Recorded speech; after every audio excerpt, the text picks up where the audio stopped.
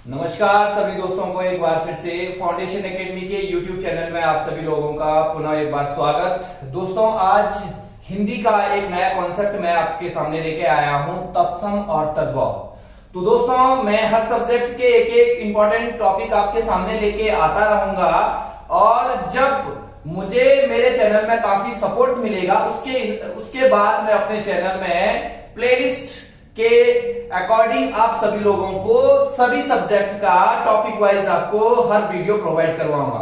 तो इसके लिए आप सभी लोगों को एक बार मैं फिर से रिक्वेस्ट कर रहा हूं कि आप सभी लोग मेरे YouTube चैनल को सपोर्ट करें।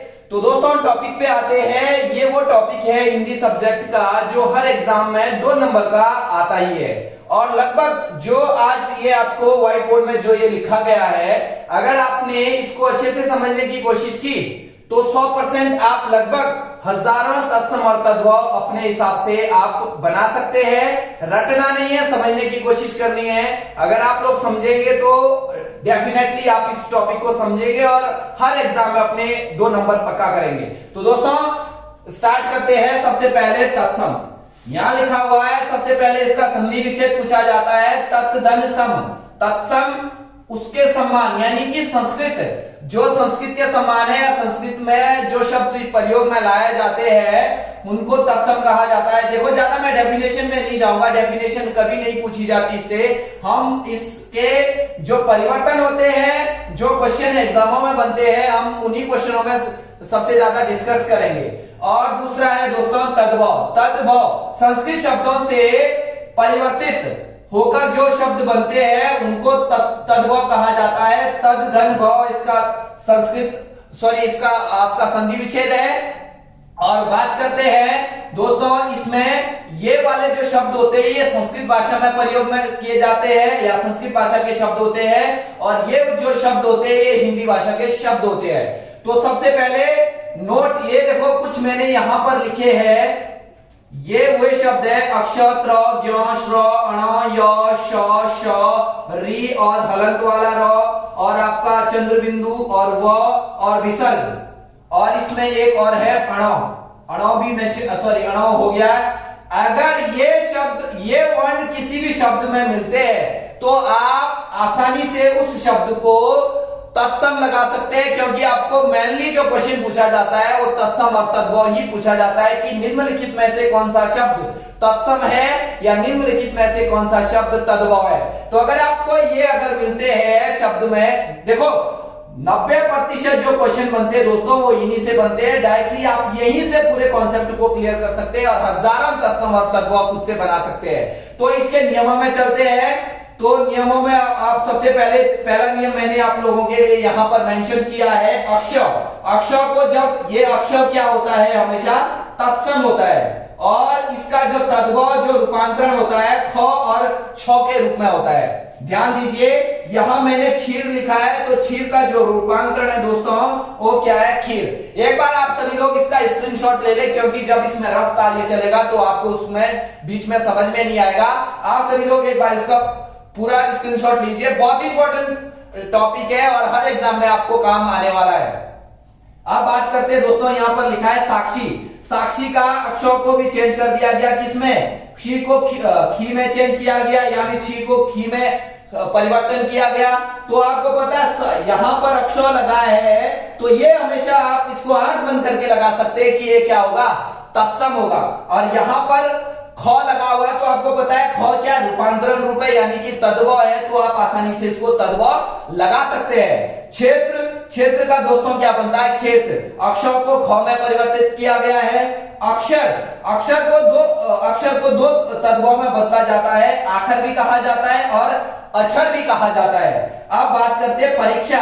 परीक्षा को भी दो तद्भव में परिवर्तित किया जाता है, परख और परीक्षा। अब बात करते हैं मक्षण। मक्षण को मक्खन कहा जाता है, मतलब इसका जो तद्भव होता है वो मक्खन होता है। और अक्षत का क्या होता है, अक्षत होता है। तो ध्यान दीजिए अक्षर के पहले वर्ण आए या अक्षर के बीच में आए या अक्षर के अंतिम में आए, सॉरी शब्द के ये जो आपका अक्षर है ये अगर अक्षर के सॉरी पूरे शब्द में अगर ये पहले आता है या बीच में आता है या अंतिम में आता है, कहीं भी अगर आपको दिखता है तो आप इसको आसानी से लगा सकते हैं। ये सभी शब्द क्या होंगे, आपके तत्सम होंगे। अगर आपको ख या छ मिल जाए और ये ना मिले तो आप उसको आसानी से क्या लगा सकते हैं, आप इसको तद्भव लगा सकते हैं। तो दोस्तों ये पहला, ऐसे इससे बहुत सारे आपको शब्द ऐसे देखने को मिलेंगे, बहुत सारे शब्द आप बना सकते हैं खुद से, लेकिन आप यहाँ पर इसका नियम सीख लो कि किस तरीके से आपको इसकी पहचान करनी है। आप दूसरा नियम नंबर 2 कि जो आपका व होता है वह हमेशा तत्सम और व छोटा वाला जो व होता है ये हमेशा आपका तद्भव होता है। तो वानर का व किस में चेंज हुआ, भ में। तो वानर का बंदर, वर्षा का बरसात, वर यात्रा का बारात, वत्स का बच्चा, वधु का बहू, वर का वर, विवाह का ब्याह। तो बहुत ही आसानी से आप इसको पहचान सकते हैं दोस्तों। थोड़ी सी मेहनत करनी है। इन रूल, जो ये रूल है ये मैंने पहले यहां पर मेंशन कर दिए नोट करके, इनको आप एक बार याद कीजिए। आप ऐसे हजारों ऐसे तत्सम और तद्भव खुद से तैयार कर सकते हैं। और मैं आपको श्योरिटी देता हूं, अगर आप लोग मेहनत करेंगे तो कभी भी तत्सम और तद्भव में अपना क्वेश्चन गलत नहीं करेंगे।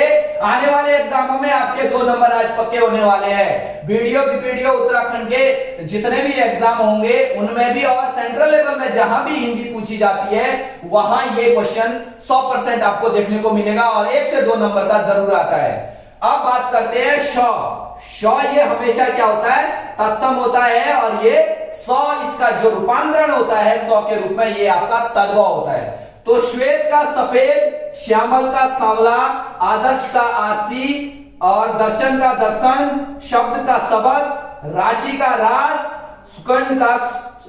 शुंड का शुंड, श्वसुर का ससुर, श्रावण का सावन। बहुत ही आसान है दोस्तों। देखो आप ये चेंज कैसे हो रहा है, शौ को यहाँ 100, शौ को यहाँ 100 और यहाँ वाले शौ को जहां पर है एज इट वहीं पर इसका प्रयोग। शब्द का शब्द बन गया, राशि का रास और शुंड का शुंड, श्वसुर का ससुर, श्रावण का, देखो ये श्रावण यहाँ पर शौ नहीं है, लेकिन मैंने सावन ये क्यों मेंशन किया, क्योंकि भाई 100 आ रहा है तो आपको ऐसे भी पहचान करनी है। तो श्रावण का क्या बन जाएगा, सावन बन जाएगा।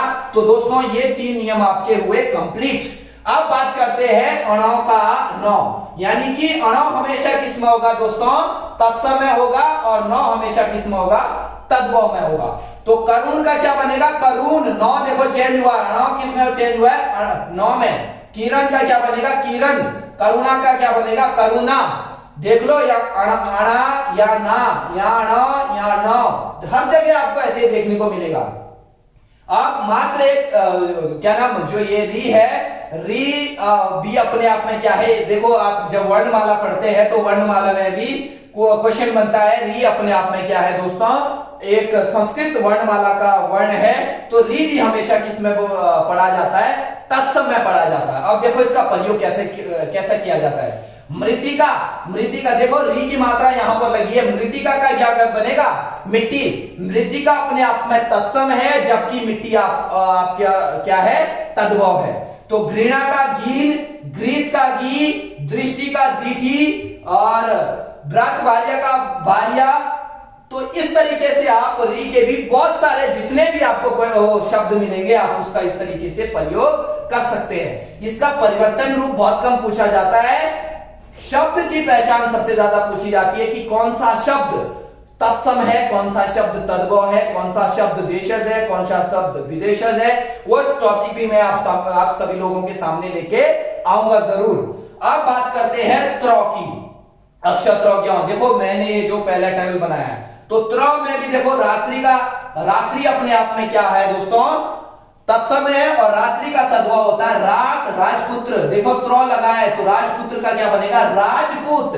राजपुत्र का क्या बनेगा, राजपूत। तो ये आपके 3 से 4 नियम कंप्लीट हो गए दोस्तों। और मुझे उम्मीद है कि आप लोगों को समझ में भी आ गया होगा कि कितना आसान है तत्सम और तद्भव। मैक्सिमम स्टूडेंट की कंप्लेंट रहती है, सर इतने सारे हम क्या नाम तत्सम और तद्भव कैसे रटे।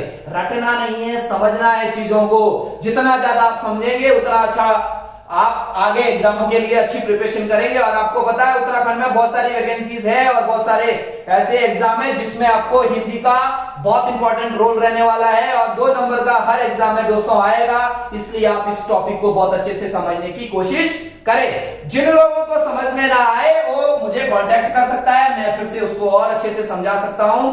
और आप ऐसे ही मेरे YouTube चैनल को आगे प्रमोट कीजिए, सब्सक्राइब करिए और उन सभी स्टूडेंटों तक इस वीडियो को पहुंचाए जिनको इसकी वास्तविक में जरूरत है। हो सकता है आप लोगों को किसी जो इस वीडियो को देखे और आप लोगों को ये वाला कॉन्सेप्ट क्लियर हो, लेकिन कुछ स्टूडेंट ऐसे होंगे जिनको इसकी बहुत ज्यादा जरूरत है। तो दोस्तों आगे बढ़ते हैं, अब हलंत रॉ की बात करते हैं। हलंत रॉ भी अपने आप में हमेशा क्या होता है, तत्सम होता है। तो तत्सम देखो, व्याघ्र लिखा है, व्याघ्र का क्या बनेगा, व्याघ बनेगा, भ्रू का क्या बनेगा, भौं, नग्र का क्या बनेगा, नाक, भाद्रपद का क्या बनेगा, बादों, आम्र का क्या बनेगा, आम। तो ये भी बहुत इंपॉर्टेंट है आप लोगों के लिए। देखो आधे रॉ का जहां जहां प्रयोग किया गया है ये हमेशा तत्सम होगा। आधा रॉ जहां पर प्रयोग किया जाएगा वो हमेशा तत्सम होगा। और प्लस नोट करके लिख लीजिए, आधे अधूरे शब्द जिनमें आधे अधूरे शब्द जो होते हैं वो हमेशा तत्सम होते हैं।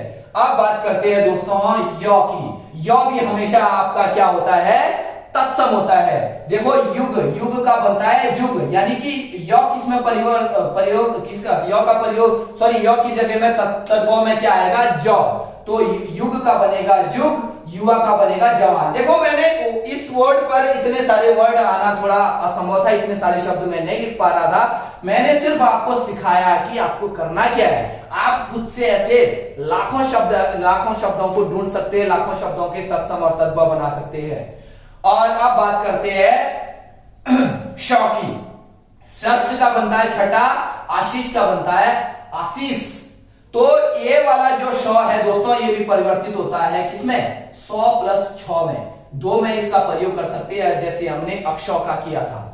अब बात करते हैं, ये लिखा हुआ है विसर्ग। देखो ये क्या होता है, विसर्ग होता है। तो देखो यहां पर कुछ ऐसे शब्द है जो बहुत कंफ्यूज करते हैं स्टूडेंट को। यहां देखो शब्द सेम वही लिखा है लेकिन एक जगह विसर्ग लगाया है, एक जगह विसर्ग नहीं लगाया है। जहां पर विसर्ग लगा होगा वो शब्द हमेशा क्या होंगे, तत्सम होंगे, और जहां पर विसर्ग ना लगा हो वो हमेशा तद्भव होंगे। देखो दोस्तों कितना आसान है तत्सम और तद्भव को पहचानना। आप भी इससे आगे पहचानेंगे, आपको कभी दोबारा किसी टीचर से पढ़ने की जरूरत नहीं पड़ने वाली है। तत्सम और तद्भव को बहुत अच्छे से आप कॉन्सेप्ट को बना सकते हैं, क्लियर कर सकते हैं।